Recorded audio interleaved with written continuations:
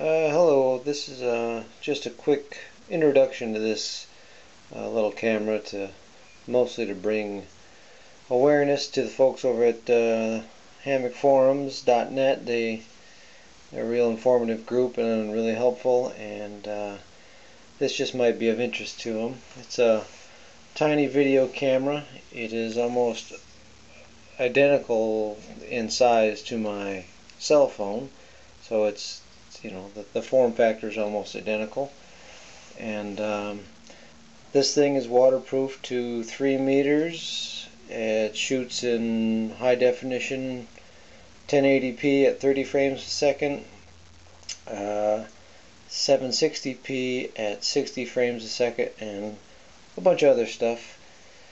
There's 1,000,001 actual functional type videos out there on the internet if you wanted to learn more about it. This is mostly to raise some awareness to it.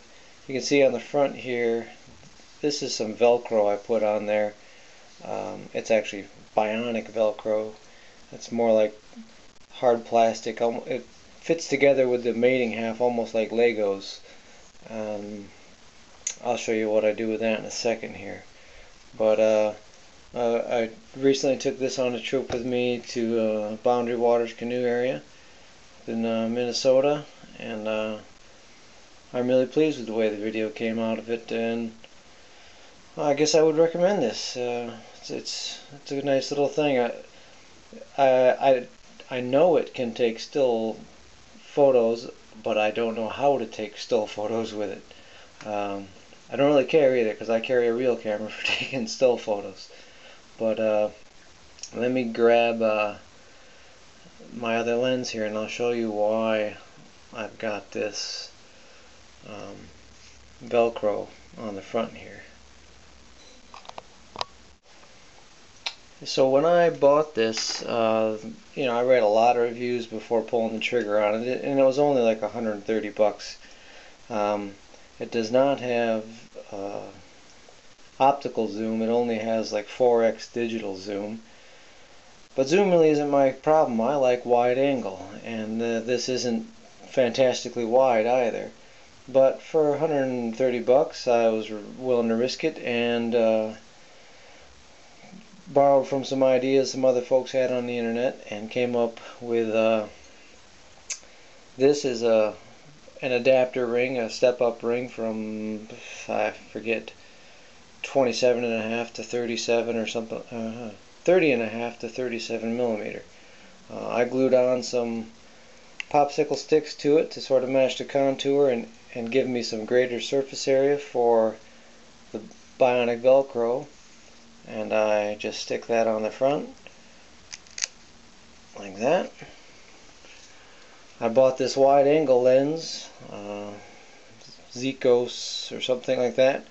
It was 10 bucks, and that screws right on there like that.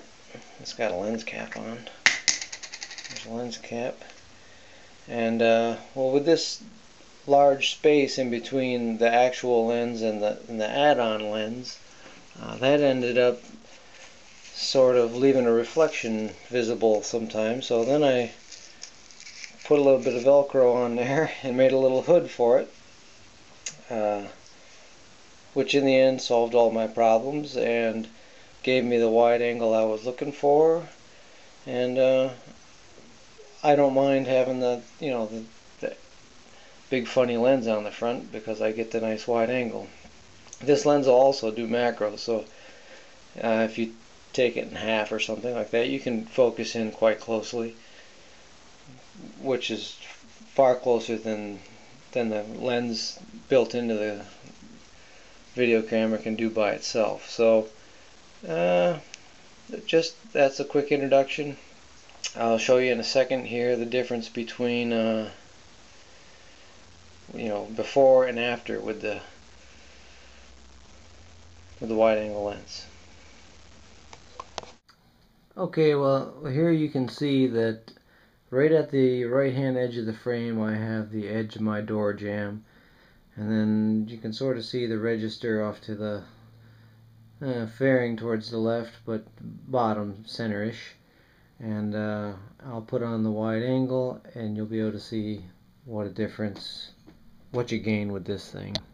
And see, now you've got well over to the almost to the closet on the left hand side of the room, and then well past the door jamb, around the corner, past the paper shredder.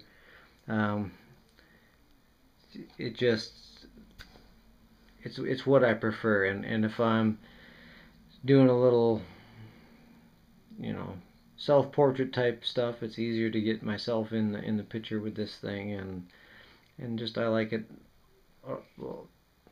altogether better than, you know, I keep it on there 99% of the time. So it's not the most elegant solution, I don't think, but it had a high fiddle factor, which I enjoyed. So that's my solution for a wide angle lens. It's a 0.45 x wide angle lens, and that's that.